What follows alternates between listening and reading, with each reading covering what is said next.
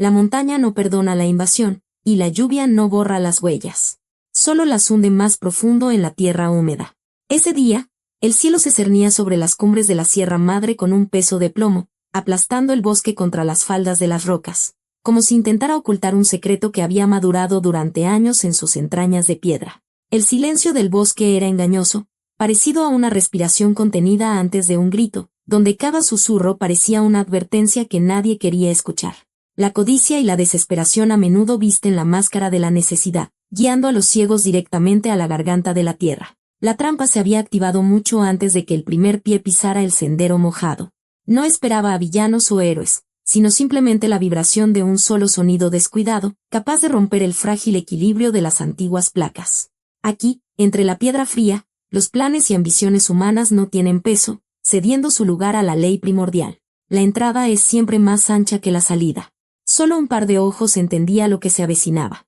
No eran ojos humanos, nublados por la mentira y el miedo, sino rendijas de ámbar que ardían con un conocimiento antiguo y sin palabras. La bestia olió el polvo y la roca desmoronándose un instante antes de que la tierra temblara, y su pelaje se erizó no por el frío, sino por la presencia de la misma muerte, que ya levantaba la mano para golpear. En la sofocante oscuridad subterránea, donde el aire se convierte en la moneda más valiosa, la salvación no vendrá de la razón ni de las oraciones. La única oportunidad de vivir radicará en confiar en el fantasma gris y dar un paso hacia lo desconocido, siguiendo el instinto de aquel a quien el mundo civilizado se ha acostumbrado a considerar un enemigo. Antes de empezar, escribe por tradición desde qué ciudad nos lees. Suscríbete, dale me gusta y mira hasta el final. Empezamos. La mañana comenzó con el suave golpeteo de la lluvia sobre el techo.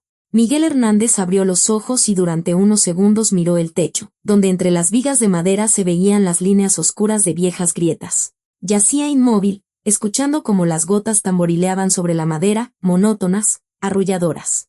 El olor a madera húmeda se mezclaba con el humo de la estufa de leña que se enfriaba, un aroma familiar, casi nativo. Miguel giró la cabeza hacia la ventana. Detrás del cristal, todo se había ahogado en un gris plomizo.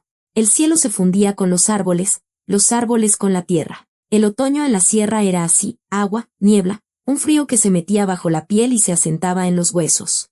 Se levantó de la cama, caminó descalzo hasta la ventana y descorrió la cortina. La lluvia caía a cántaros, densa, pesada, convirtiendo el sendero frente a la cabaña en un lodazal de barro y hojas caídas. Buen tiempo para no ir a ningún lado, murmuró para sí.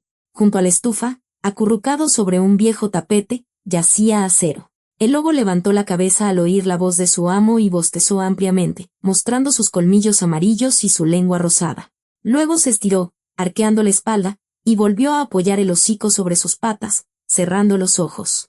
Miguel sonrió. Si te vieras. Pareces un perro doméstico. Acero resopló en respuesta. El sonido fue despectivo, casi humano en su entonación. El lobo no era un perro. Eso Miguel lo había aprendido hacía mucho. Pero llamarlo una bestia salvaje ya era difícil. Hacía 2 años, Acero había llegado solo a la cabaña, flaco, herido, con una oreja rasgada y cojeando de una pata delantera. Miguel pensó entonces que solo lo curaría y lo dejaría volver al bosque. Pero el lobo se quedó. ¿Por qué? Miguel nunca lo entendió. La manada no lo había aceptado. Eso estaba claro por las heridas. Mordiscos de otros lobos, profundos, maliciosos. Acero era un paria, igual que el propio Miguel. Quizás por eso se habían encontrado. Miguel se acercó a la mesa, se sirvió agua de una cubeta en una taza de peltre y bebió de un trago. El agua estaba helada, con sabor a metal. Se lavó la cara, sintiendo como el frío ahuyentaba los últimos restos de sueño, y luego se puso a encender la estufa. Las ramas secas crujieron cuando les acercó una astilla encendida. El fuego prendió en la corteza y trepó, lamiendo la leña con lenguas de llama. El calor comenzó a extenderse por la cabaña, a regañadientes, pero con seguridad. Afuera, el viento arreció. La lluvia golpeaba más fuerte, como si alguien arrojara puñados de arena mojada contra las ventanas. Los árboles susurraban tras las paredes, las ramas crujían. En la lejanía, un cuervo graznó. Miguel tomó una hogaza de pan del estante, la puso sobre la mesa y cogió un cuchillo. Empezó a cortar, rebanada tras rebanada, mecánicamente, sin pensar. La hoja crujía contra la corteza, las migas caían sobre la mesa. Sus pensamientos estaban lejos, en un lugar donde ya no lo esperaban. Su esposa con una nueva familia, su hijo en el extranjero. 8 años tras las rejas y otros 9 aquí, en esta cabaña. En silencio, lejos de la gente, lejos del dolor. De repente, Acero levantó las orejas, alerta. Miguel se quedó quieto con el cuchillo en la mano. Un segundo después, sonaron golpes en la puerta. Los golpes se repitieron, insistentes, exigentes, como si alguien golpeara la madera con los nudillos.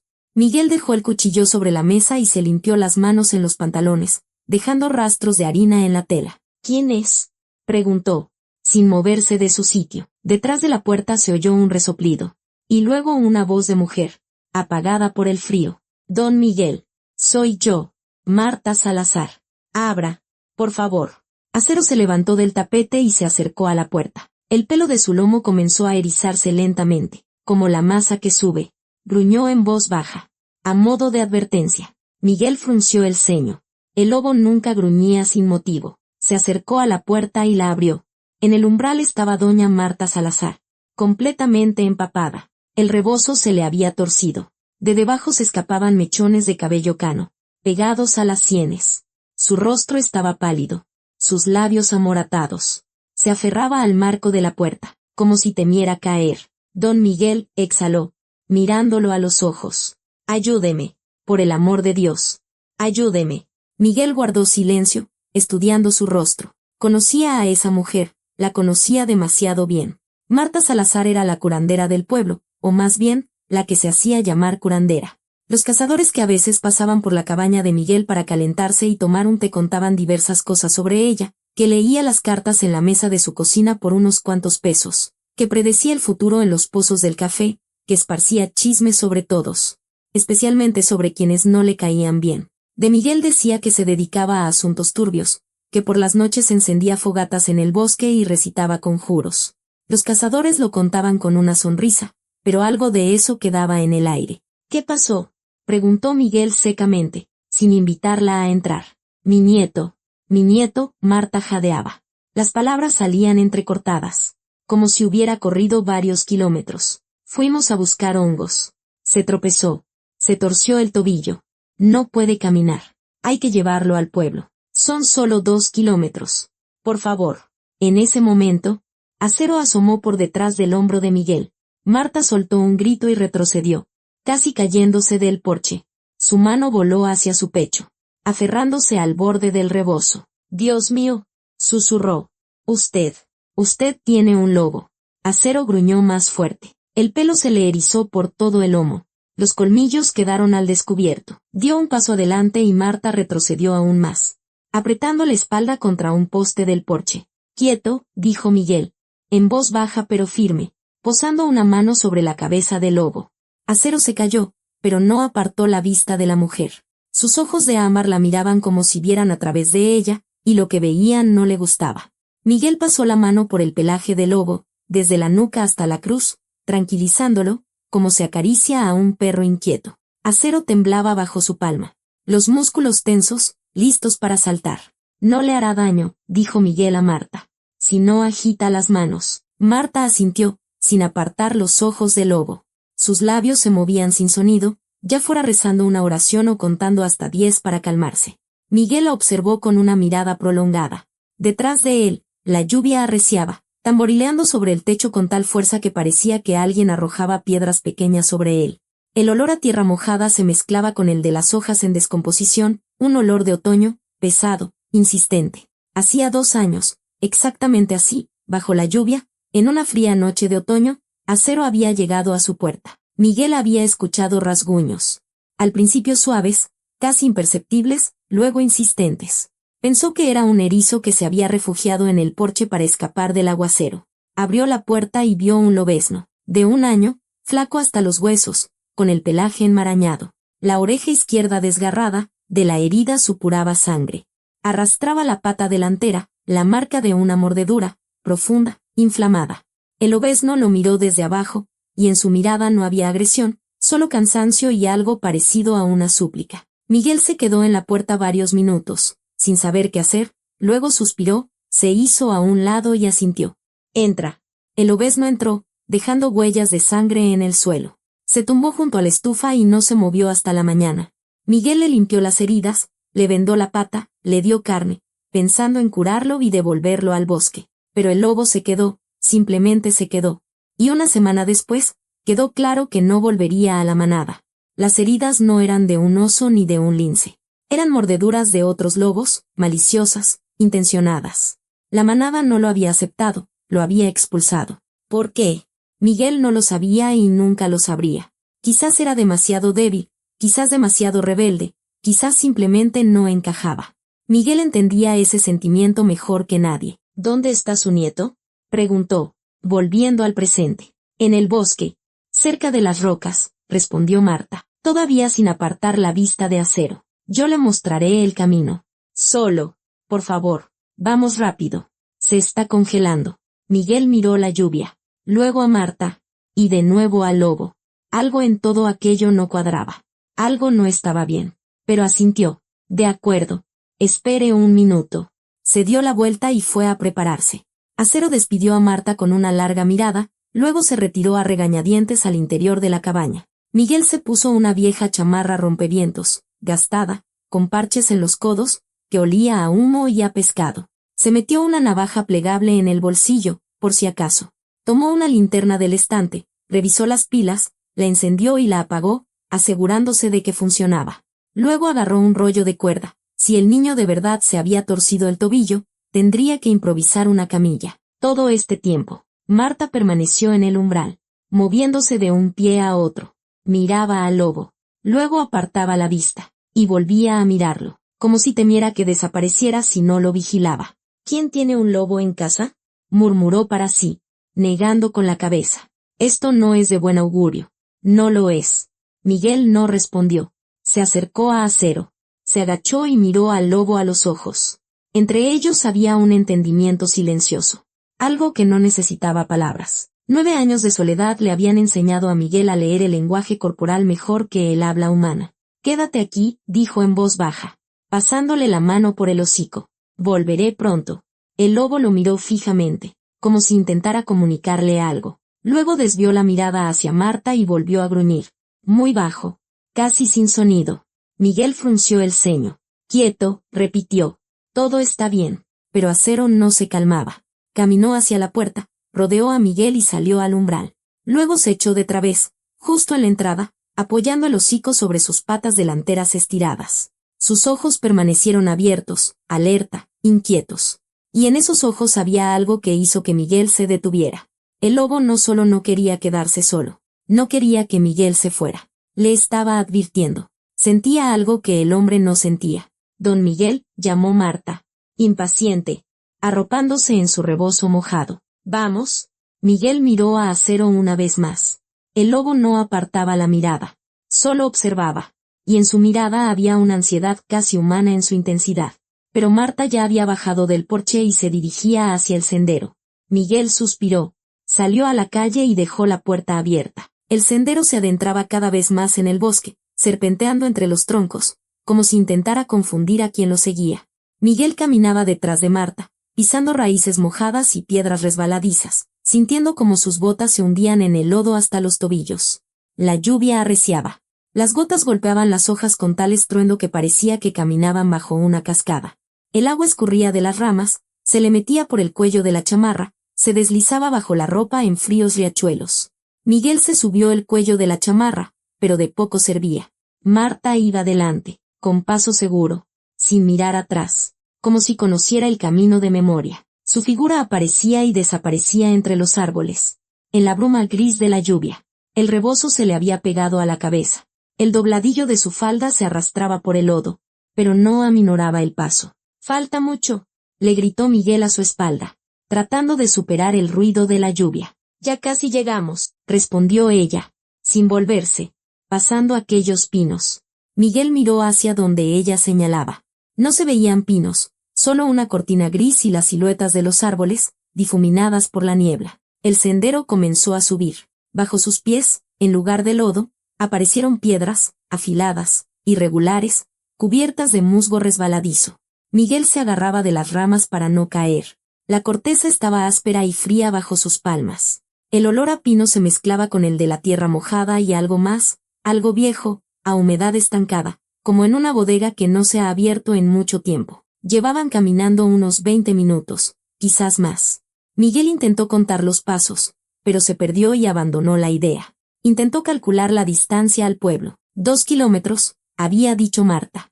Pero ya habían recorrido 2 kilómetros, y el pueblo no se veía por ninguna parte. Solo bosque, piedras y rocas que comenzaban a asomar entre los árboles, como las espaldas grises de gigantes dormidos. Algo no andaba bien. El pensamiento llegó de repente, pero con certeza, como un golpe en el estómago. Miguel aminoró el paso, mirando a su alrededor. Demasiado lejos, demasiado adentro del bosque. Si el niño se había torcido el tobillo mientras buscaba hongos, ¿por qué habría llegado hasta aquí, a las rocas? Doña Marta, la llamó más fuerte. ¿Está segura de que es por aquí? Sí, sí, respondió ella, desestimándolo con un gesto de la mano, sin volverse. Aquí mismo, ya casi. Se detuvo al pie de una pared de roca que se alzaba verticalmente desde el suelo, perdiéndose en el cielo gris. En la base de la roca se abría un agujero oscuro, irregular, como una boca abierta. Marta lo señaló con mano temblorosa. Ahí, dijo, respirando con dificultad.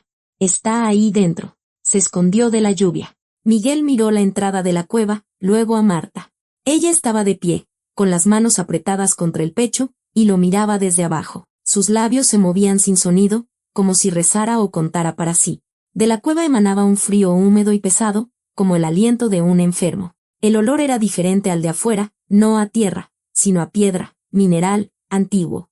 Miguel encendió la linterna. El haz de luz cortó la oscuridad, iluminando paredes irregulares cubiertas de humedad. En algún lugar en la profundidad, goteaba agua, lenta, rítmica, como el tic-tac de un metrónomo. Dio un paso adentro. «Oye», llamó. «Muchacho, ¿estás aquí?» Nadie respondió. Miguel avanzó unos pasos más. Rodeó un saliente en la pared y se detuvo en seco. Frente a él había 3 hombres. Estaban en el fondo de la cueva, junto a la pared opuesta, y los 3 lo miraban. No había ningún niño, solo ellos. 3 hombres adultos, que claramente lo esperaban. Miguel pasó lentamente la mirada de uno a otro. Al primero lo reconoció de inmediato. Óscar Bocanegra, el jefe del pueblo de Sueño Blanco. Cara redonda, calvicie incipiente, camisa con las mangas arremangadas. Estaba de pie con las manos a la espalda, mirando a Miguel con una expresión de incomodidad, como se mira a alguien a quien se le va a decir una verdad desagradable. El segundo era más joven, de unos 35 años, alto, de hombros anchos, con una chamarra de cuero. El pelo negro peinado hacia atrás, una gruesa cadena de oro en el cuello. Estaba de pie, con los brazos cruzados sobre el pecho y una sonrisa torcida, sin calidez. Al tercero, Miguel no lo conocía. Un hombre de unos 40 años, delgado, con un impermeable oscuro, el pelo muy corto, el rostro serio, casi inexpresivo. Estaba un poco apartado de los demás, apoyado en la pared de la cueva. «¿Dónde está el niño?», preguntó Miguel, sin moverse de su sitio. Los 3 se miraron entre sí. Luego, el hombre de la chamarra de cuero se rió. Una risa corta, seca, como el ladrido de un perro. «¿Qué niño?», preguntó, abriendo los brazos. «¿De qué niño habla?». «¿Don Miguel?». Detrás de Miguel se oyeron pasos. Se dio la vuelta. En la cueva entró Marta. Estaba en la entrada, secándose la cara con el borde de su rebozo, y miraba a su hijo, al hombre de la chamarra de cuero. «Javier», dijo en voz baja, casi en tono de disculpa. «Lo traje». Javier asintió a su madre. Luego volvió la vista a Miguel. «Mamá, ya te puedes ir», dijo, haciendo un gesto con la mano hacia la salida. «Tenemos que hablar aquí. Hablar en serio». Marta no se movió. Se quedó en la entrada, retorciendo el borde de su rebozo y mirando las piedras bajo sus pies. Yo me quedo», murmuró. «No tengo prisa». Javier frunció el ceño, pero no discutió. Asintió y miró de nuevo a Miguel. «Don Miguel, le presento», dijo, señalando con la cabeza al hombre del impermeable oscuro. «Él es Adrián, representante de nuestro socio, un empresario que quiere construir un aserradero aquí». Adrián asintió brevemente, de manera formal, como se saluda en las reuniones de negocios. No extendió la mano. Miguel permaneció inmóvil, procesando lo que estaba sucediendo. Su mirada se deslizó de un rostro a otro. Javier, Adrián, el jefe del pueblo, Marta en la entrada. Todos lo miraban, y en esas miradas no había ni una pizca de amabilidad. Ningún nieto, ningún tobillo torcido. Todo había sido una mentira desde el principio. Lo habían atraído aquí. El corazón le latió más rápido, pero Miguel no lo demostró. Se enderezó lentamente, metió las manos en los bolsillos de la chamarra y palpó la navaja plegable. No es que pensara usarla, pero le daba más tranquilidad. Así que, hablar en serio, repitió, mirando a Javier. Exacto, asintió este, la sonrisa desapareciendo de su rostro. Muy en serio. El jefe Bocanegra carraspeó, ajustándose el cuello de la camisa. En su frente brillaban gotas de sudor. Aunque en la cueva hacía frío, don Miguel comenzó en tono conciliador. No queremos problemas, de verdad. Solo necesitamos discutir algo. Por las buenas, repitió Miguel, mirando a su alrededor. En una cueva, 3 contra 1. Muy por las buenas. Javier dio un paso adelante, acortando la distancia entre ellos. El olor de su colonia, fuerte, dulzón, se mezcló con el olor a humedad. Escucha, ermitaño, dijo, y en su voz sonó el acero. No vinimos aquí a golpearte, vinimos a llegar a un acuerdo. ¿Entiendes? A un acuerdo. Pronunció la última palabra por sílabas, como un maestro que explica una palabra difícil a un alumno tonto. Miguel guardó silencio, mirándolo a los ojos. Javier Salazar, el hijo de Marta, el empresario local, como lo llamaban en el pueblo. Aunque qué empresario iba a ser, si lo único que hacía era revender madera y alquilar viejos cobertizos. Adrián se despegó de la pared y se acercó. Se movía en silencio, como un felino, y miraba a Miguel de arriba abajo, evaluándolo, como si calculara cuánto pesaba. No somos sus enemigos. Don Miguel, dijo con voz tranquila. Solo queremos resolver un asunto. En silencio, sin escándalos, para que todos estemos bien. Todos, repitió Miguel. Excepto yo, supongo. Javier resopló. Afuera, la lluvia arreció aún más. El agua golpeaba las rocas, rugía, como si la propia tierra gimiera bajo su peso. La cueva se oscureció. La luz gris que se filtraba por la entrada casi desapareció. Miguel comprendió que no había salida. No en el sentido literal. Claro, la entrada no estaba cerrada, pero ya no podría irse sin más. No lo dejarían ir hasta que dijeran lo que tenían que decir. Y lo que iban a decir, ya se lo imaginaba. Querían su casa, su cabaña, su tierra. La tensión en el aire crecía, se espesaba, volviéndose casi palpable. Miguel estaba solo contra 4. Si se contaba a Marta, que no se había ido y permanecía en la entrada como un centinela. Javier dio otro paso adelante, y la cueva se sintió aún más pequeña. Si te sientes identificado con esta historia, dale me gusta y deja un comentario. Así ayudarás al canal a crecer y a contar más historias como esta. Javier metió las manos en los bolsillos de su chamarra e inclinó la cabeza, como si fuera a explicarle algo obvio a un niño pequeño. La cadena de oro en su cuello brilló a la luz de la linterna. Don Miguel, comenzó, alargando las palabras. Vamos a hacerlo simple. Usted nos vende su cabaña, recibe un buen dinero y se va a donde quiera. Todos contentos. ¿Usted contento? Nosotros contentos. El pueblo contento, limpio y bonito. Miguel permaneció inmóvil, mirándolo a través de la penumbra de la cueva. El agua goteaba en algún lugar en la profundidad, rítmica, monótona, como el tic-tac de un reloj. Es mi hogar, dijo con voz uniforme, desde hace 9 años, y no pienso venderlo. Javier suspiró, poniendo los ojos en blanco, como si hubiera escuchado la cosa más estúpida de su vida. Sacó las manos de los bolsillos y las abrió. Don Miguel, ¿qué terquedad es esa? Dijo con voz cantarina, negando con la cabeza. 9 años en una cabaña en medio del bosque, solo con un lobo. Eso no es vida. Es un encierro voluntario. Mi encierro, replicó Miguel. Mi elección. El jefe Bocanegra carraspeó y dio un paso adelante, ajustándose el cuello de la camisa. Nuevas gotas de sudor le brotaron en la frente, aunque en la cueva hacía frío como en un sótano. Don Miguel, dijo en tono conciliador, juntando las manos frente a él. Entienda que esto no es solo por usted. Es por todo el pueblo. El aserradero significa empleos, dinero, desarrollo. La gente podrá trabajar sin tener que irse a la ciudad. Los jóvenes se quedarán. El pueblo vivirá. Hablaba como si recitara un discurso aprendido en una asamblea, con las pausas correctas, con las entonaciones adecuadas. Miguel había escuchado discursos así antes, tras las rejas, cuando el jefe de la cuadrilla les explicaba a los reclusos por qué las nuevas reglas eran para su propio bien. No estoy en contra del aserradero, dijo Miguel, mirando al jefe directamente a los ojos. Estoy en contra de que me echen de mi casa. Adrián se despegó de la pared y se acercó.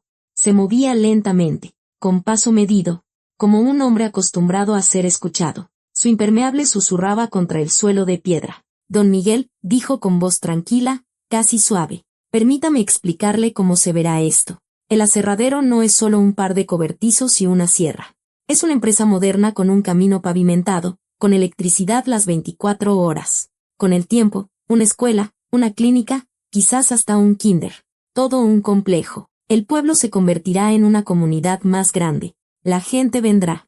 La vida florecerá. Hablaba de manera elocuente, convincente, como lo hacen los vendedores de autos o casas de lujo.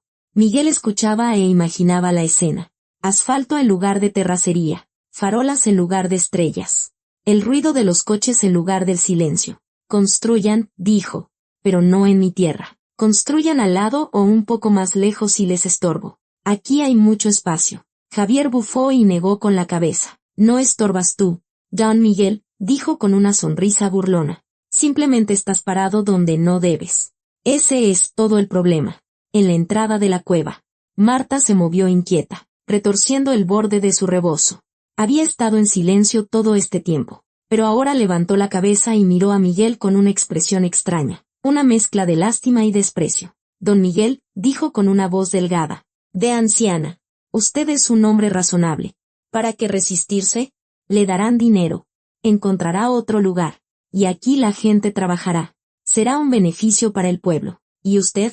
Usted de todos modos está solo. ¿Quién lo necesita con su lobo? Sus palabras sonaron como una bofetada. No fuerte, pero hiriente. Miguel apretó la mandíbula, sintiendo como algo dentro de él se tensaba, como un resorte antes de dispararse. Yo no estoy frenando a nadie, dijo lentamente, mirándola. Simplemente vivo en mi casa, en mi tierra, que compré con mi dinero. ¿Con qué dinero? Intervino Javier, y su voz se volvió más fuerte, más áspera. El aire en la cueva pareció comprimirse. Miguel sintió que la sangre le golpeaba las sienes. No apartó la mirada. ¿Y a ti qué te importa? Preguntó en voz baja, pero en su voz sonó el acero. Me importa, Javier se acercó más, casi pegado a él, porque tú solo estás frenando a todo el pueblo. ¿Entiendes? Por tu culpa la gente está sin trabajo, por tu terquedad. Yo no estoy frenando a nadie, repitió Miguel, sin alzar la voz. Simplemente vivo en mi casa. Y ese es mi derecho.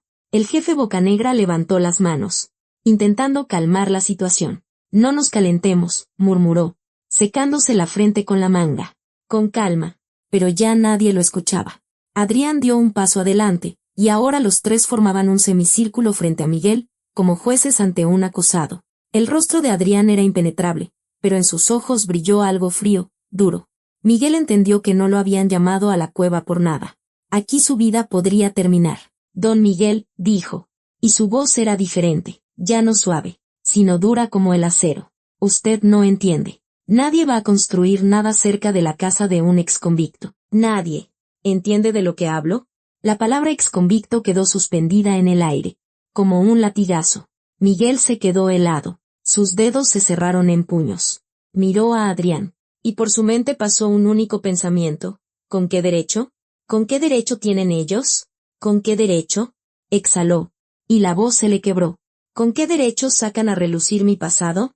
Con este, replicó Adrián, porque tu pasado es un riesgo para el negocio, para la reputación, para todos. Yo ya cumplí mi condena. Miguel dio un paso adelante, y Javier inmediatamente extendió un brazo para detenerlo. Ya pagué. 8 años. ¿Entienden? 8 años pagaste, asintió Javier con una sonrisa burlona. Pero eso no significa que todos lo hayan olvidado. El pueblo recuerda. La gente recuerda. Y nadie quiere que junto al nuevo aserradero viva un. No terminó la frase. Pero el sentido era claro. Miguel sintió como una oleada de ira. Caliente. Ciega. Incontrolable. Subía por su interior. Los años de soledad le habían enseñado a mantener sus emociones bajo llave. Pero ahora la cerradura comenzaba a romperse. No soy un criminal, dijo con voz ahogada. Cumplí condena por un accidente, por un error. No, tú mataste a un hombre, lo interrumpió Javier. Y en su voz no había ni una pizca de compasión. Te subiste borracho al volante y lo mataste. Y ahora te sientas aquí en tu cabaña. Como si todos te debieran algo. Yo no pienso nada. La voz de Miguel se quebró en un grito. Solo quiero que me dejen en paz. Pues entonces lárgate, rugió Javier, acortando la distancia al mínimo. Toma tu dinero y desaparece de aquí. No tienes nada que hacer aquí.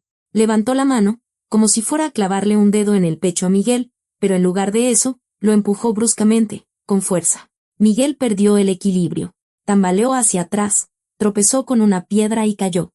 Un dolor agudo le atravesó el tobillo, punzante, abrasador, como una descarga eléctrica. Se agarró la pierna, haciendo una mueca, y en ese momento escuchó un sonido que le heló la sangre en las venas. Un gruñido, bajo, gutural, que llenó la cueva, haciendo parecer que las propias piedras gruñían. Todos se quedaron inmóviles. En la cueva, como un relámpago gris, entró Acero. El lobo corría tan rápido que parecía no tocar el suelo. El pelo de su lomo estaba erizado, los colmillos al descubierto, los ojos brillando con un fuego amarillo a la luz de la linterna. Pasó zumbando junto a Marta, quien soltó un grito y se pegó a la pared, tapándose la boca con la mano. Acero se detuvo entre Miguel y los demás y gruñó de tal manera que Javier retrocedió un paso, palideciendo. Adrián metió la mano en su bolsillo. La mano de Adrián se deslizó bajo el impermeable y sacó una pistola. Negra, pesada, con el brillo mate del metal. La levantó, apuntando al lobo, y su dedo se posó en el gatillo. No, gritó Miguel, intentando levantarse del suelo, pero el dolor en el tobillo le atravesó la pierna como una aguja al rojo vivo. Adrián no escuchó. Entrecerró los ojos, ajustando la puntería, y apretó. El disparo. El sonido golpeó sus oídos con tal fuerza que el mundo desapareció por un instante. Miguel cerró los ojos con fuerza, cubriéndose la cara con las manos. El estruendo rebotó en las paredes de la cueva, se multiplicó, convirtiéndose en un rugido ensordecedor. El olor a pólvora llenó el espacio al instante, acre, penetrante, arañando la garganta. Falló. La bala se incrustó en la pared, sacando una chispa de la piedra. Fragmentos de roca cayeron al suelo, sonando como cristales rotos. Acero ni siquiera se inmutó. Se abalanzó sobre Miguel, lo agarró con los dientes por el borde de la chamarra y tiró hacia atrás con tal fuerza que Miguel rodó por las piedras, raspándose las palmas en el suelo áspero. ¿Qué está haciendo?, gritó Javier, pegándose a la pared.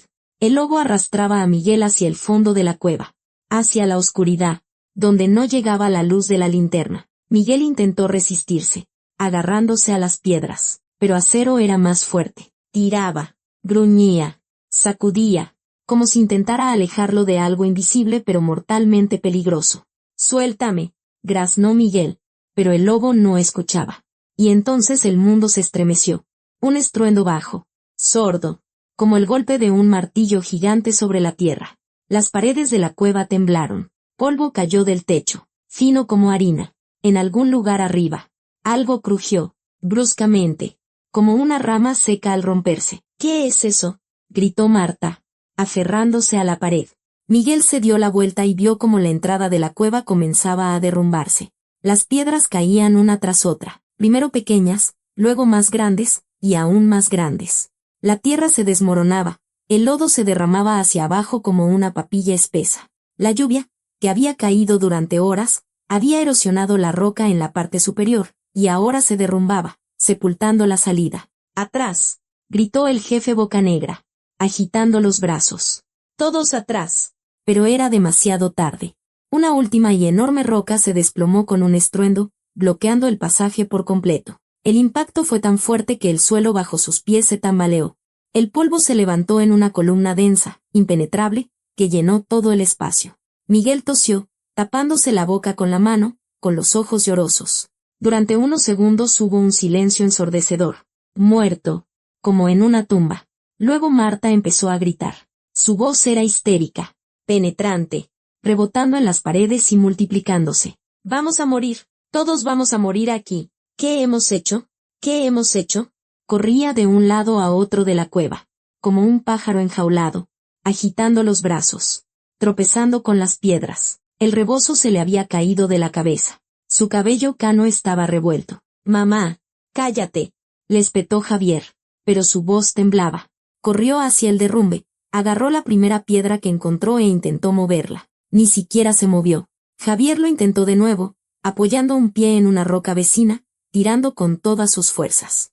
Inútil. Las piedras estaban encajadas firmemente, como si alguien las hubiera colocado a propósito una sobre otra. «Ayúdenme», gritó, volviéndose hacia los demás. El jefe Bocanegra se acercó al derrumbe, con cautela, como si temiera que se derrumbara de nuevo. Intentó sacar una piedra pequeña de un borde. Cedió, pero detrás de ella apareció un muro sólido de tierra y rocas más grandes. Esto no se puede quitar», murmuró, secándose la frente. «Necesitamos maquinaria. Palas. Gente». «¿Qué gente?», chilló Marta, agarrándose la cabeza. «Nadie nos encontrará. Nadie sabe siquiera que estamos aquí». Adrián estaba apartado, todavía con la pistola en la mano. Miró el derrumbe, luego el teléfono que sacó de su bolsillo. La pantalla brillaba con una luz pálida en la penumbra de la cueva. Adrián deslizó un dedo por la pantalla, frunció el ceño, giró el teléfono en diferentes direcciones. «No hay señal», dijo con voz ahogada, bajando la mano. «Nada de señal». Javier dejó caer la piedra al suelo y se volvió hacia él. «¿Cómo que no hay?». La voz se le quebró. «Revisa otra vez». «No hay señal», repitió Adrián, guardando el teléfono. «Estamos bajo tierra. La señal no llega». El polvo comenzó a asentarse. La luz de la linterna que Miguel había dejado caer yacía en el suelo, iluminando de lado las paredes y los rostros de las personas, pálidos, descompuestos, llenos de terror. Miguel estaba sentado en el suelo, con la espalda apoyada en la pared, apretándose el tobillo. El dolor no cedía, un dolor sordo, punzante, que se extendía hasta la rodilla. A su lado estaba Acero. El lobo ya no gruñía. Estaba de pie, tranquilo, alerta, mirando hacia la oscuridad de la cueva, hacia donde no llegaba la luz. Miguel miró el derrumbe, luego el lugar donde había estado tirado un minuto antes, justo en la entrada, donde ahora había una enorme roca. Si Acero no lo hubiera arrastrado hacia adentro. El pensamiento se interrumpió. Miguel se pasó la mano por la cara, limpiándose el polvo y el sudor. Le temblaban las manos. El lobo lo había salvado. Otra vez. Acero había sentido el peligro antes que los humanos. No había corrido para atacar, había corrido para advertir, para salvar. Y ahora, mientras todos los demás corrían presas del pánico, el lobo permanecía tranquilo, como si supiera qué hacer a continuación. «Don Miguel», llamó el jefe, acercándose a él. «¿Está vivo?». «Vivo», respondió Miguel con voz ronca. «Me torcí el tobillo». Bocanegra se agachó a su lado. Le miró el tobillo. Lo tocó con cuidado. Miguel hizo una mueca. «Parece una torcedura», murmuró el jefe. «Hay que inmovilizarlo. O empeorará». Se quitó el cinturón. Lo envolvió con cuidado alrededor del tobillo de Miguel y lo apretó. Miguel se mordió el labio para contener un gemido. «Aguante», dijo Bocanegra en voz baja. «Ahora se sentirá mejor». Marta seguía lamentándose junto al derrumbe, meciéndose de un lado a otro como un péndulo. Javier estaba a su lado, mirando fijamente las rocas, como si no pudiera creer lo que había sucedido. Adrián se apoyó en la pared, guardando finalmente la pistola. Su rostro era de piedra, pero en sus ojos se vislumbraba algo, ya fuera miedo o rabia. «¿Y ahora qué?», preguntó Javier, volviéndose hacia los demás. «¿Qué vamos a hacer?». Nadie respondió. El silencio era opresivo. El agua goteaba en algún lugar en la profundidad, rítmica, monótona, como un reloj que cuenta los últimos minutos. El olor a humedad se mezclaba con el de la pólvora y el sudor. El frío se metía bajo la ropa, se asentaba en la piel. Estaban en una trampa. 5 personas y un lobo. Sin comunicación, sin salida, sin esperanza de ser encontrados. Miguel miró a Acero. El lobo permanecía inmóvil. Solo sus orejas se movían, captando sonidos. Luego giró lentamente la cabeza hacia allí, hacia la oscuridad, donde la cueva se adentraba. Y Miguel comprendió. «Siente algo», dijo en voz alta, dirigiéndose a todos. Javier se dio la vuelta. «¿Qué?», preguntó irritado. El lobo, Miguel señaló a Acero con la cabeza. «Siente algo. Miren hacia donde está mirando». Todos giraron la cabeza. Acero estaba de pie, mirando hacia la oscuridad, y ahora que le prestaban atención, dio unos pasos hacia adelante. Luego se detuvo, se dio la vuelta y miró a Miguel. «Esperaba». «¿Crees que?», comenzó el jefe, pero no terminó. «Nos salvó», dijo Miguel con firmeza. «Me arrastró lejos de la entrada antes de que se derrumbara. Lo sabía, lo sintió, y ahora siente algo más». Adrián se despegó de la pared y se acercó. ¿Quieres decir que el perro nos encontrará una salida? En su voz había escepticismo. No es un perro, replicó Miguel. Es un lobo. Y sí, creo que puede sacarnos de aquí. Marta dejó de sollozar. Miraba al lobo con los ojos muy abiertos. O nos llevará a un callejón sin salida, murmuró Javier. ¿Y moriremos allí? En la oscuridad. Miguel lo miró fijamente. Tenemos una opción, dijo lentamente. Quedarnos aquí y esperar a que se acabe el aire. O seguirlo e intentar encontrar una salida. Acero dio otro paso hacia la oscuridad. Luego se dio la vuelta. Esperando. Sus vidas ahora dependían el uno del otro y de en qué creían más, en el miedo o en el instinto del lobo que ya los había salvado 2 veces. El silencio no duró más de 1 minuto, pero pareció una eternidad. Todos estaban como estatuas, mirando el derrumbe, como si esperaran que las rocas se desmoronaran por sí solas y abrieran el camino a la libertad. Entonces, Javier se volvió hacia Adrián tan bruscamente que la cadena de oro en su cuello tintineó. ¿Por qué disparaste? Su voz se quebró en un grito. ¿Por qué diablos? Adrián lo miró fríamente, metiéndose la pistola en el cinturón. El lobo atacó, dijo con voz plana, como si explicara lo obvio. Me estaba defendiendo. ¿Defendiéndote? Javier se le acercó, clavándole un dedo en el pecho. Por tu disparo estamos atrapados aquí. ¿Entiendes? ¿Por mi disparo? Adrián le quitó la mano de un manotazo. Por tu idea de traerlo aquí. Porque no pudiste negociar como una persona normal. Javier apretó los puños, listo para golpear, pero Adrián no retrocedió, permaneciendo firme, mirándolo directamente a los ojos.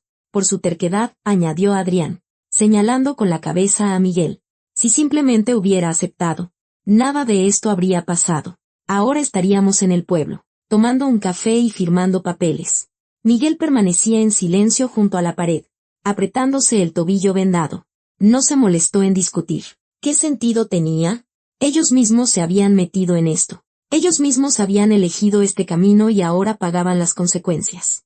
Marta sollozaba junto al derrumbe, con el rebozo presionado contra su rostro. Le temblaban los hombros. Todo es mi culpa, murmuraba entre sollozos. Yo lo engañé. Yo lo traje aquí. Dios mío. Perdóname. Perdóname. Cayó de rodillas, meciéndose hacia adelante y hacia atrás, como en una oración. Su cabello cano estaba revuelto, su rostro cubierto de manchas de suciedad por las lágrimas. Pensé que sería rápido. Solo hablarían y él aceptaría. Su voz se quebró. Y ahora todos vamos a morir aquí. Todos moriremos por mi culpa. El jefe Bocanegra se le acercó y le puso una mano en el hombro. Doña Marta, dijo en voz baja pero firme. Basta. Ahora no es momento de culparse, ni de pelear. Necesitamos pensar en cómo salir de aquí. Se enderezó y se volvió hacia los demás. Su rostro estaba pálido, pero su voz sonaba tranquila. Así hablan las personas acostumbradas a resolver problemas, no a entrar en pánico. Escúchenme todos, dijo, levantando una mano. Lo que pasó, pasó. Culparnos unos a otros es inútil. Necesitamos encontrar una salida, juntos. Javier se apartó de Adrián, secándose la cara con la manga de la chamarra. Adrián cruzó los brazos sobre el pecho, mirando al suelo. Marta sollozó una vez más y se cayó, apretando el rebozo contra sus labios. Miguel recogió la linterna que yacía a su lado. El haz de luz se movió, iluminando rostros cansados, asustados, enojados. Luego, la luz cayó sobre Acero. El lobo estaba un poco apartado, en la penumbra, y los miraba. Sin amenaza, con calma, casi con curiosidad, como los adultos miran a los niños que no pueden ponerse de acuerdo sobre algo simple. Adrián notó hacia donde apuntaba la luz y sonrió con desdén. ¿Qué? ¿Ahora vamos a mirar al lobo? Dijo con sarcasmo. A lo mejor hasta nos da un consejo. Pero en ese momento, Acero levantó el hocico, olfateando el aire con pequeñas inhalaciones. Sus fosas nasales se dilataron, sus orejas se irguieron. Olfateaba lentamente, concentrado, como un sabueso siguiendo un rastro. Luego giró la cabeza hacia donde la oscuridad de la cueva se perdía más allá del alcance de la luz. Todos guardaron silencio, mirándolo. Acero dio unos pasos hacia la oscuridad. Luego se detuvo. Se dio la vuelta y miró a Miguel. Esperaba. Siente algo, dijo Miguel en voz baja. Mirando al lobo. Javier resopló. ¿Qué va a sentir? Murmuró. Pero su voz sonaba insegura.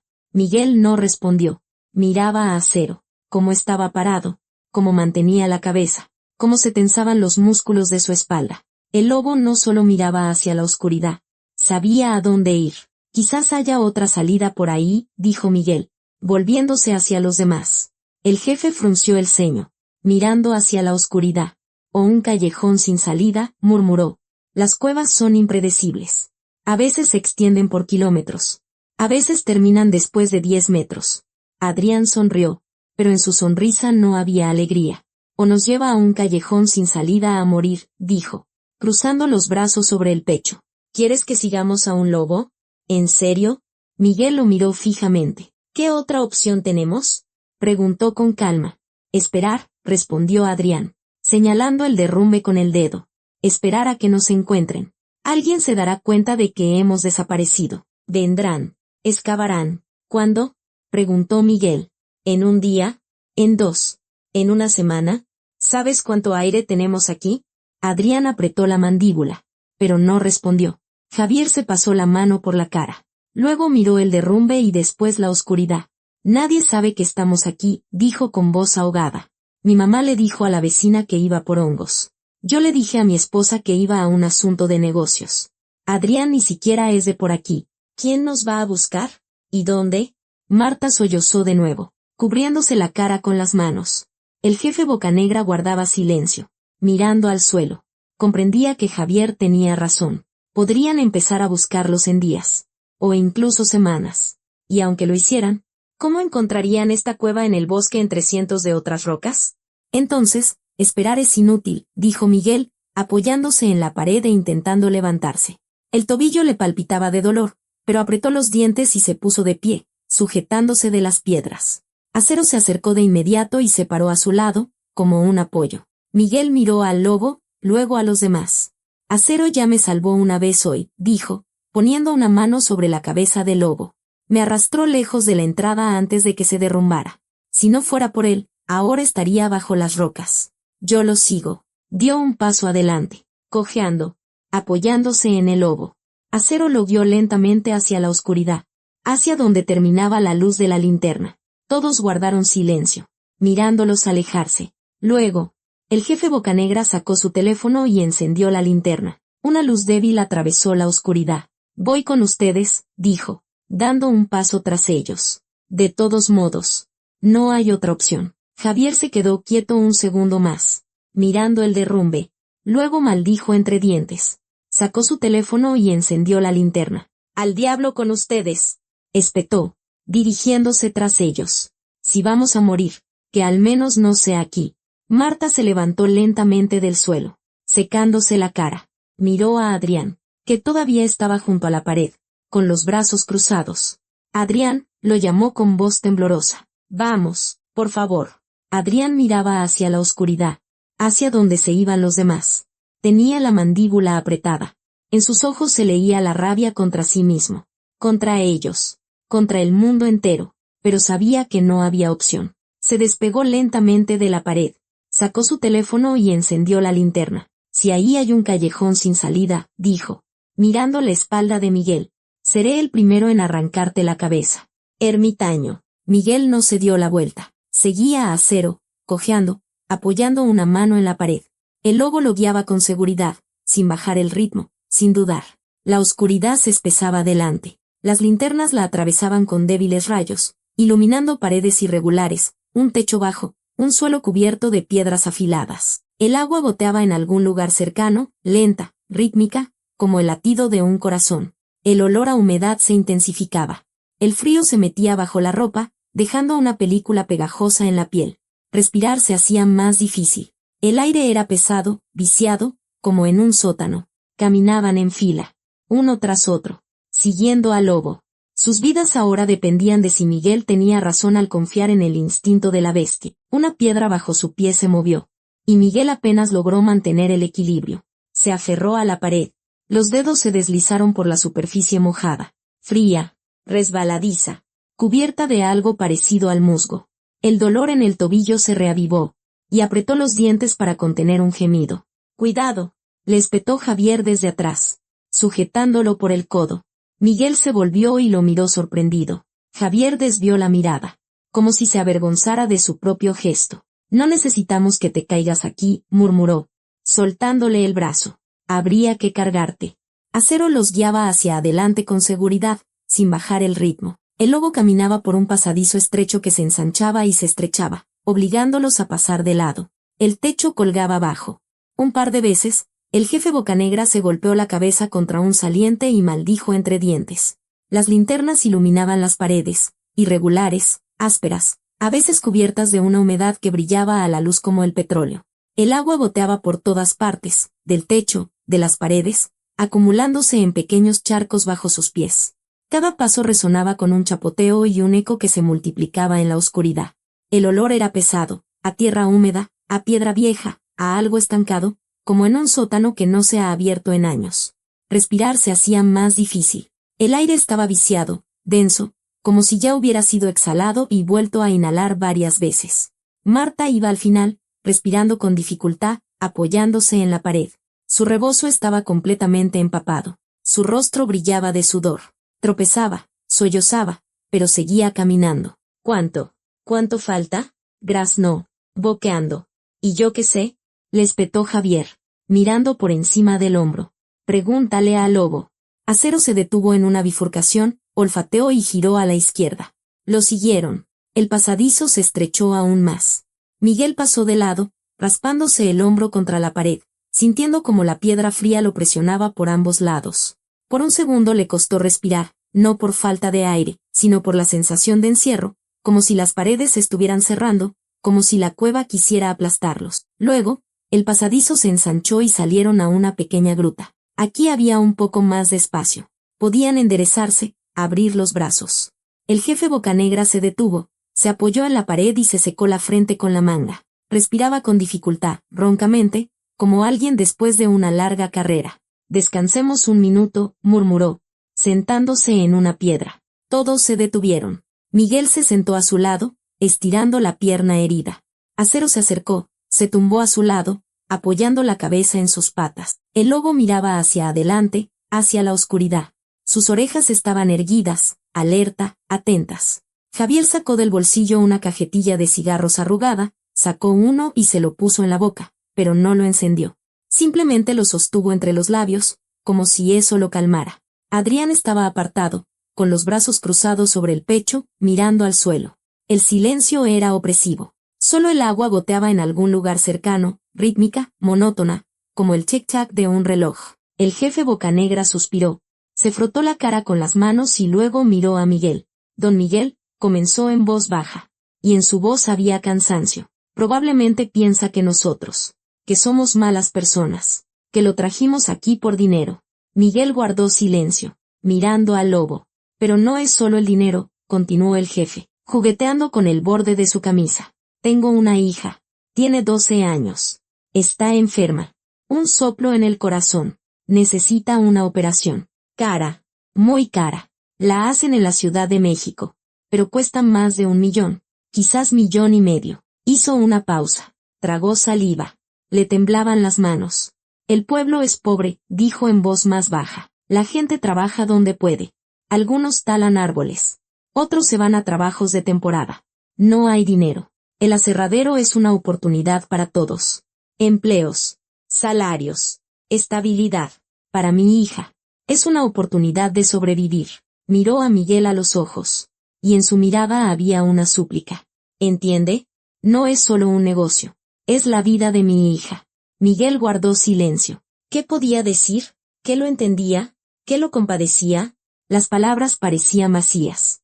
Javier se quitó el cigarro de la boca y lo hizo girar entre sus dedos. Yo también tengo mis razones, dijo, sin mirar a nadie. Quiero irme de este hoyo, de este pueblo donde todos se conocen, donde todos saben todo de todos. Quiero empezar de nuevo en la ciudad, abrir un negocio de verdad, vivir como una persona normal. Sonrió amargamente, sin alegría. Pero para eso se necesita dinero, continuó, arrugando el cigarro entre sus dedos. Mucho dinero. ¿Y de dónde lo saco? El aserradero es mi oportunidad. Un porcentaje del trato. Una comisión. Quizás después consiga una parte. Es mi boleto para salir de aquí. Arrojó el cigarro arrugado al suelo y lo aplastó con el zapato. Adrián se despegó de la pared y se acercó. Su rostro era impenetrable, pero en sus ojos se vislumbraba algo, cansancio, quizás, o arrepentimiento. Don Sergio, comenzó, y su voz sonó ahogada en el espacio cerrado. Mi jefe, no es solo un hombre de negocios. Él me salvó. Hizo una pausa. Se ajustó el cuello del impermeable, como si reuniera sus pensamientos. Era joven, impulsivo, un tonto. Para ser sincero, continuó, mirando hacia la oscuridad. Hice muchas tonterías. Muchas. Golpeé a un hombre casi hasta matarlo. Debería haber ido a la cárcel por 8, quizás 10 años. Miguel levantó la cabeza y lo miró. Pero Sergio me sacó. Adrián se volvió hacia él. Encontró testigos que dijeron que fue en defensa propia. Pagó a los abogados. Negoció donde tenía que hacerlo. No fui a la cárcel. Me quedé en libertad. Cuando podría estar pudriéndome en el bote ahora mismo. Apretó los puños y los abrió. Desde entonces trabajo para él. No por dinero. Por lealtad. Porque me salvó la vida cuando podría haber seguido de largo. Y cuando me pide que haga algo. Lo hago. Siempre. Sin hacer preguntas. El silencio se apoderó del aire. Pesado como el plomo. Marta, que estaba sentada junto a la pared, levantó la cabeza. Su rostro estaba pálido. Sus ojos enrojecidos por las lágrimas. Siguieron caminando. 8 años, murmuró Adrián para sí, sacando otro cigarro. Es mucho tiempo. Miguel no se dio la vuelta. Mucho, convino con voz ahogada. Pero no tanto como recordar toda la vida el rostro de quien mataste. El agua goteaba del techo. Una gota le cayó a Miguel en la nuca, fría como el hielo. Se estremeció y se pasó la mano por el cuello. ¿Cómo se llamaba?, preguntó el jefe Bocanegra en voz baja, caminando a su lado. Ese hombre. Román, respondió Miguel. Y su voz tembló. Román Soto. 32 años. Trabajaba de electricista. Esposa. 2 hijos. Un niño y una niña. Hizo una pausa. Tragó saliva. Sé todo sobre él, continuó en voz más baja. Durante el juicio contaron dónde vivía, a qué se dedicaba, qué le gustaba. Memoricé cada palabra, como si eso pudiera cambiar algo. Acero se dio la vuelta. Esperó a que Miguel lo alcanzara y siguió caminando. Viene a verme todas las noches. Miguel hablaba como si se confesara, como si fuera una oración. Marta sollozó detrás de él, pero no dijo una palabra. Cuando salí, continuó Miguel, mirando las paredes mojadas, pensé que podría volver con mi esposa, con mi hijo. Empezar de nuevo. Expiar mi culpa con trabajo, con mi vida, con lo que fuera. Sonrió amargamente, sin alegría.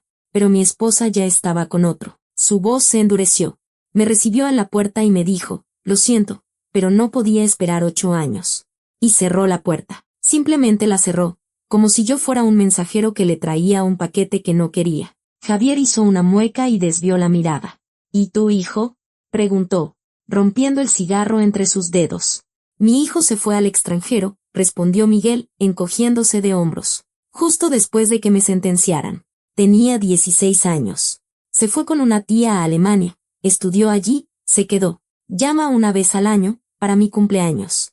Hablamos unos 5 minutos. ¿Cómo estás? Bien. ¿Y el trabajo? Bien. Bueno. Adiós. Esa es toda nuestra conexión. El agua goteaba. El eco esparcía el sonido. Entre nosotros hay un vacío, añadió Miguel en voz baja. Él me perdonó, supongo, pero no ha olvidado. Y no puede mirarme sin recordar. Y yo no puedo mirarlo sin ver su decepción. Se detuvo. Se apoyó en la pared y cerró los ojos. Vendí mi parte del departamento, continuó, sin abrir los ojos. Mi esposa lo arregló todo rápidamente. Recibí el dinero. Compré la cabaña, vieja, medio en ruinas, pero mía. Y me alejé, lejos de la gente, de sus miradas, de la persona en la que me había convertido. Adrián, que iba delante, se dio la vuelta. Te alejaste del dolor, dijo en voz baja. Sí, asintió Miguel, abriendo los ojos. Del dolor, de todo lo que cada día me recordaba lo que hice. Cada calle, cada cruce, cada persona al volante, todo me lo recordaba. Se despegó de la pared y siguió caminando, cojeando. La sierra, dijo, y en su voz apareció algo diferente, no dolor, sino algo parecido a la calidez. Es el único lugar donde me sentía bien. Antes venía aquí en invierno, a esquiar. Silencio, nieve, montañas. Nadie sabía quién era, nadie preguntaba. Acero movió la cola, como si entendiera. Y luego decidí quedarme para siempre, terminó Miguel. Construye una nueva vida, sin gente, sin pasado. Solo yo, el bosque y el silencio. Marta, que iba al final, se secaba la cara con el borde del rebozo. Le temblaban los labios. Yo pensaba, susurró, mirando al suelo. Le decía a todos en el pueblo que te dedicabas a robar o al contrabando. O no sé. Pensaba que era algo así. No, no esto. Levantó la cabeza y lo miró. Perdón, Don Miguel, dijo. Y la voz se le quebró. No sabía. No entendía. Miguel no se dio la vuelta. Nadie entiende, respondió con calma. Hasta que le toca vivirlo. Javier y Adrián se miraron. Algo silencioso pasó entre ellos. Comprensión, quizás. O simplemente el cansancio de todo aquello. Habían traído a un hombre aquí, pensando que era solo un ermitaño terco, y resultó ser como ellos, con una carga, con dolor, con sus propias razones. Entonces, la cabaña es todo lo que tienes, dijo Javier, sin mirar a Miguel. Sí, respondió él, lo último que me queda. Un hogar, un lugar donde puedo vivir sin mirar atrás, sin recordar, simplemente vivir. Se detuvo y los miró a todos. ¿Entienden ahora?, preguntó en voz baja. No huyo de la responsabilidad. Nunca huyo de ella. Está conmigo cada noche. Pero esta casa es lo que me mantiene a flote. No es terquedad. Es supervivencia. Hubo un silencio. Luego, el jefe Bocanegra asintió lentamente, comprensivo. Ahora entendemos, dijo con voz ronca. Acero volvió a avanzar. Y lo siguieron, ya no como enemigos, ni como compañeros de viaje accidentales, sino como personas que habían visto en el otro un reflejo de su propio dolor. Y la oscuridad por delante parecía un poco menos aterradora. Acero se detuvo tan de repente que Miguel casi choca con él. El lobo estaba de pie, con el hocico levantado, inhalando el aire larga y profundamente, como una persona que finalmente respira después de una larga inmersión bajo el agua. Entonces, todos lo vieron. Adelante. A través de una estrecha grieta en la roca, se filtraba luz. No la luz de las linternas, sino luz de verdad, diurna, gris, pero tan viva que parecía que alguien había abierto una ventana en una habitación sofocante. Luz, susurró el jefe Bocanegra, deteniéndose. Dios mío.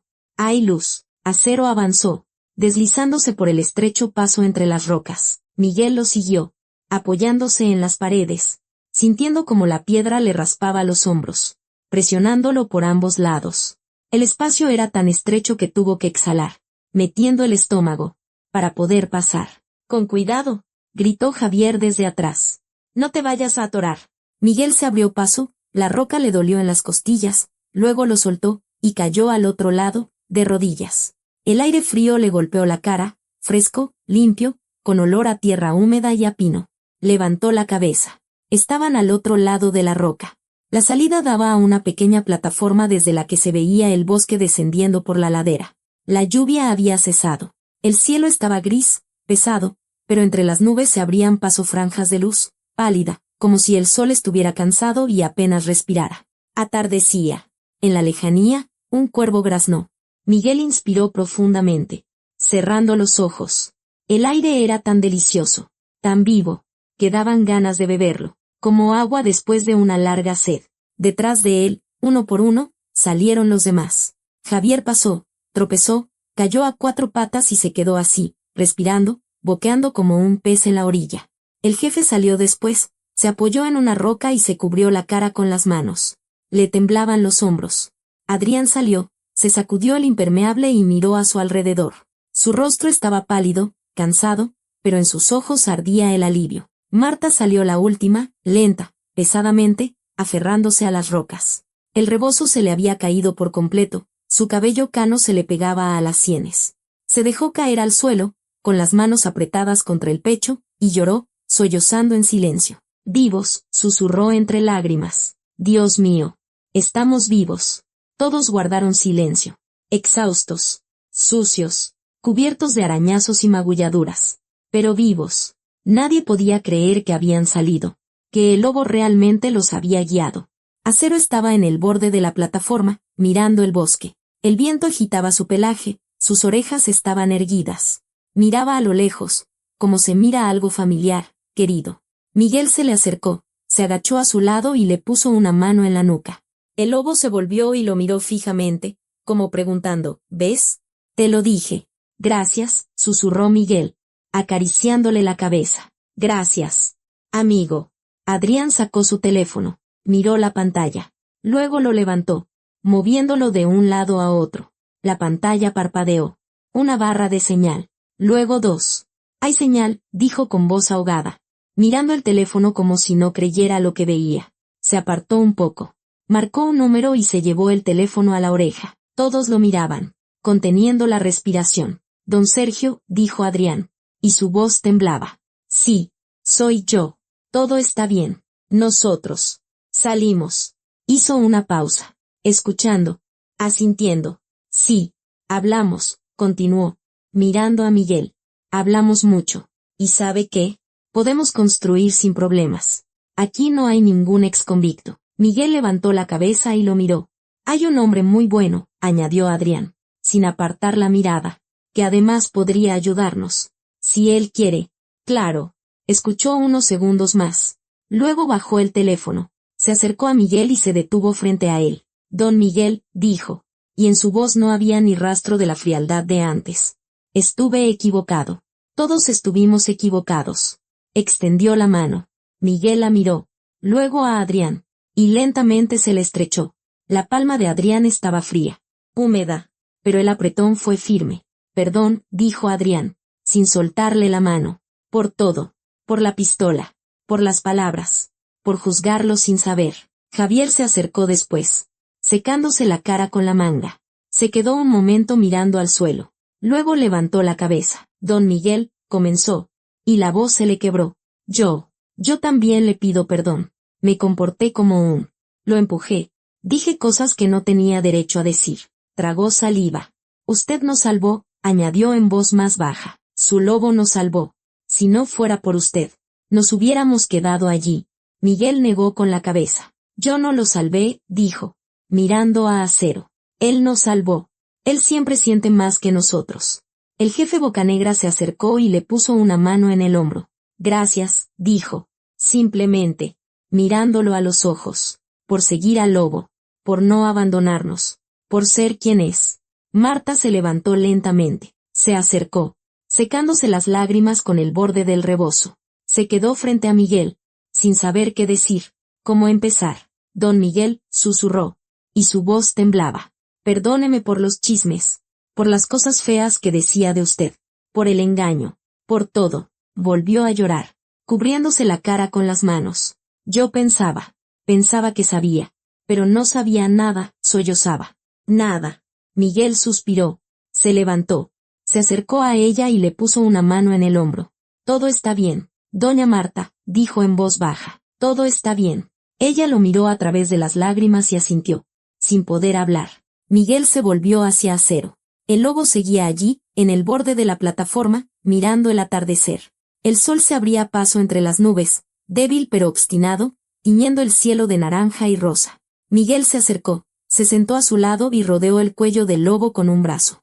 Acero se acurrucó contra él, apoyando el hocico en su hombro. Se quedaron así, en silencio, mirando las montañas. Nos salvaste a todos, susurró Miguel, acariciando al lobo. Otra vez. Los demás estaban un poco apartados, mirando el atardecer. 5 personas y un lobo, exhaustos, sucios, pero vivos. Habían encontrado la salida de la cueva, pero habían encontrado algo más grande, comprensión. Una segunda oportunidad. La posibilidad de empezar de nuevo. Y cuando el sol se ocultó tras las montañas, dejando solo un resplandor rosado en las nubes, Miguel supo que su vida ya no sería la misma. 6 meses después. Los golpes en la puerta fueron suaves, casi corteses. Miguel dejó el libro que estaba leyendo junto a la estufa y se levantó.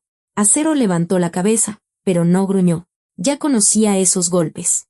Miguel abrió la puerta. En el umbral estaba Adrián, con una chamarra oscura, un termo en la mano y una sonrisa en el rostro. Don Miguel saludó, asintiendo. ¿No interrumpo? Pasa, respondió Miguel, haciéndose a un lado. Adrián entró, sacudiéndose la nieve de las botas. Había empezado a visitarlo a menudo, una vez por semana, a veces más. Traía té, a veces comida, a veces solo venía a conversar. El aserradero se construyó a 1 kilómetro de distancia, como habían prometido. A Adrián lo pusieron al mando. Gestionaba todo, la gente, los suministros, los horarios. Trabajaba mucho, se cansaba, pero era feliz. Traje té, dijo Adrián, poniendo el termo sobre la mesa. Del bueno, con tomillo. Lo preparó mi esposa. Miguel sacó unas tazas y sirvió. El aroma a tomillo llenó la cabaña. Un olor cálido, hogareño. Se sentaron a la mesa. Acero se acercó a Adrián. Lo olfateó y luego se tumbó junto a la estufa. Satisfecho. ¿Cómo van las cosas en el aserradero?, preguntó Miguel, rodeando la taza con las manos. Bien, respondió Adrián, sorbiendo el té. La gente está trabajando. El pueblo ha revivido. El jefe dice que los jóvenes ya no se van. Por cierto, a su hija la operaron con éxito. Ahora se está recuperando. Miguel asintió, sonriendo. Me alegro de oírlo. Adrián dejó la taza y la hizo girar entre sus manos. Sabe, don Miguel, comenzó, y en su voz había cierta incomodidad, he estado pensando, después de lo de la cueva, después de todo lo que hablamos allí. Hizo una pausa, buscando las palabras. Yo no tuve padre, continuó en voz más baja. Bueno, lo tuve, pero se fue cuando yo tenía 5 años. Nunca más lo vi. Toda mi vida he buscado a alguien. Ya sabe, alguien que pudiera mostrarme cómo se hacen las cosas, cómo ser un hombre, cómo vivir correctamente. Miguel escuchaba, sin interrumpir. Don Sergio me salvó, Adrián miró por la ventana, pero él es un hombre de negocios. Me dio trabajo, dinero, una oportunidad, pero no me dio eso. Eso que da un padre. ¿Me entiende? Se volvió hacia Miguel. ¿Y usted? Usted en esa cueva me mostró más que nadie en toda mi vida, dijo, y la voz se le quebró. Me mostró lo que significa asumir la responsabilidad, lo que significa vivir con el dolor y no volverse amargado, lo que significa ser un hombre, incluso cuando todos están en tu contra. Miguel apretó la taza con más fuerza. Algo dentro de él se conmovió. Se contrajo. Gracias. Adrián, dijo en voz baja. Pero no soy un héroe. Solo intento vivir un día a la vez. Precisamente por eso, respondió Adrián. Porque usted no finge. No aparenta. Simplemente vive. Con honestidad. Guardaron silencio un momento, bebiendo su té. Afuera, la nieve caía suavemente, sin ruido, cubriendo el bosque con un manto blanco. Miguel miraba a Adrián y pensaba en su hijo, en cuánto tiempo llevaban sin hablar, en cómo lo llamaba una vez al año por cortesía y en cómo entre ellos había un vacío imposible de llenar. Pero ahora, sentado frente a él, estaba un hombre, un extraño en esencia, pero cercano, que veía algo bueno en él, que venía, hablaba, escuchaba.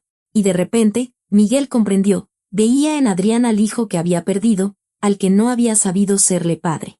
Adrián, comenzó Miguel, con la voz ronca. Sabes, mi hijo, él no llama. Bueno, llama, pero es formal. No lo culpo. La culpa es mía. Yo destruí nuestra familia. Maté a un hombre. Fui a la cárcel. Creció sin mí. Tomó un sorbo de té, intentando calmar el temblor de sus manos. Pero cuando vienes, continuó en voz más baja. Pienso que si pudiera retroceder el tiempo, me gustaría haber sido el tipo de padre. ¿Qué intento ser para ti ahora? Simplemente un amigo. Un mentor. Quizás. Alguien a quien se puede visitar para tomar un té y conversar. Adrián lo miraba, y en sus ojos brillaban las lágrimas. Don Miguel, dijo, tragando el nudo que tenía en la garganta. Para mí, usted es esa persona. Alguien a quien quiero visitar. Con quien quiero hablar. A quien quiero escuchar. Miguel asintió, volviéndose hacia la ventana. Las lágrimas asomaban, pero no las dejó caer. ¿Por qué no le llamas a tu hijo?, preguntó Adrián en voz baja. Sin más. No en su cumpleaños. Solo para llamarle. Decirle que piensas en él. Miguel guardó silencio un largo rato. Luego asintió. Quizás le llame, dijo. Quizás ya es hora. Terminaron el té en silencio. Acero roncaba junto a la estufa. La nieve caía tras la ventana. Y en la cabaña se sentía un calor que no solo provenía del fuego, sino del hecho de que dos hombres, tan diferentes pero tan parecidos, habían encontrado en el otro algo importante, algo que se llama familia. Cuando Adrián se iba, se dio la vuelta en el umbral. ¿Nos vemos la próxima semana?, preguntó. Nos vemos, respondió Miguel, sonriendo. La puerta se cerró. Miguel volvió a la mesa. Tomó su teléfono. Miró la pantalla un largo rato y luego marcó el número de su hijo. Tono. 1, 2, 3. Bueno, se escuchó la voz de su hijo, sorprendida. Papá. Hola, hijo, dijo Miguel. Y la voz le temblaba. Solo quería escucharte. ¿Cómo estás? Hubo una pausa. Luego, un suspiro suave. Bien, papá. ¿Y tú cómo estás? Y Miguel comenzó a hablar. Por primera vez en muchos años. No de manera formal. No por cortesía. Sino de verdad. Acero levantó la cabeza. Miró a su amo y volvió a acostarse. Satisfecho. Todo estaba bien. Gracias por ver. ¿Qué piensas de esta historia? Comparte tus impresiones. Tu comentario es muy valioso para nosotros.